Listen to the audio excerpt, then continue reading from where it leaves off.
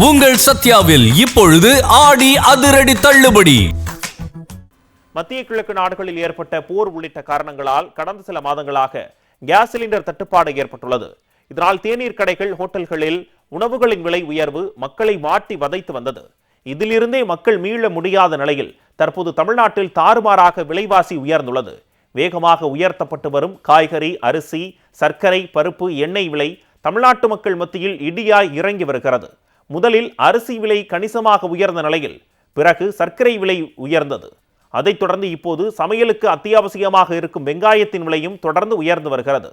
தற்போது 1 கிலோ சர்க்கரை 80 ரூபாய் வரை விற்பனை செய்யப்படுகிறது. இது ஒருபுறம் இருக்க, மறுபுறம் மீண்டும் வெங்காய தட்டுப்பாடு இல்லத்தரசிகளை வாட்டி வதைக்க தொடங்கியுள்ளது. இந்தியாவில் பருவமழை தாமதம், சில முதன்மை உற்பத்தி பகுதிகளில் குறைந்த மழைப்பொழிவு காரணமாக வெங்காய சாகுபடி கடுமையாக பாதிக்கப்பட்டுள்ளது. இதன் எதிரொலியாக காய்கறி கடைகளில் வெங்காயத்தின் விலை 1 கிலோ 70 ரூபாய் வரை விற்பனை செய்யப்பட்டு வருகிறது. அதேபோல் சின்ன வெங்காயம் விலையும் ஏறுமுகத்திலேயே இருந்து வருகிறது. தினசரி சமையலுக்கு பயன்படுத்தப்படும் பெரிய வெங்காயம் மற்றும் சின்ன வெங்காயம் விலை நாளுக்கு நாள் அதிகரித்து வருவது இல்லத்தரசிகளிடையே கவலையை ஏற்படுத்தியுள்ளது.